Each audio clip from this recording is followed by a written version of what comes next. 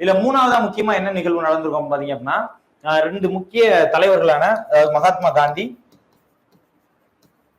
And Jawaharlal Nehru, அதாவது பின்னால சரிங்களா லேட்டர் இந்த லாஸ்ட் ஃபேஸ் ஆஃப் இண்டிபெண்டன்ஸ் வரும் பாத்தீங்களா, சுதந்திர போராட்டத்தின் கடைசி கட்டம், அந்த காலகட்டத்தில எல்லாம் மகாத்மா காந்தி அவர்கள் வந்து ஜவஹர்லால் நேருவை தனது அரசியல் வாரிசாவே அறிவிச்சிருந்திருப்பார் சரிங்களா.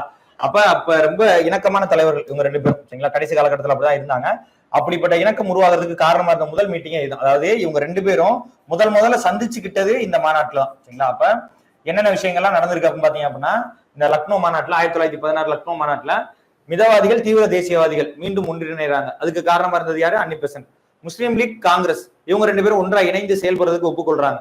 அதுக்கு காரணமா இருந்தது யாரு? முகமது அலி ஜின்னா. இந்த நிகழ்வுக்கு அவர் காரணமா இருந்ததுனால தான் சரோஜினி நாயுடு அவங்க எப்படி புகழ்றாங்க? ஹிந்து முஸ்லீம் ஒற்றுமைக்கான இறை தூதர் அப்படின்னு சொல்லி புகழ்றாங்க. அதுக்கப்புறம் யாரு முதல்ல சந்திச்சுக்கிட்டா? ரெண்டு பேரும் சந்திச்சுக்கிட்டு யாருன்னா காந்தியும் ஜவஹர்லால் நேருவும் என்ன பண்றாங்க அப்படின்னா முதலாக சந்திச்சுக்கிறாங்க சரிங்களா. இந்த மாநாட்டுக்கு, இந்த இவ்வளவு சிறப்பு மிகுந்த இந்த மாநாட்டுக்கு தலைமை தாங்கினது யார் அப்படின்னு பாத்தீங்க அப்படின்னா அம்பிகா சரண் மஜும்தார் அப்படின்றவர் தான் சரிங்களா. ஓகே.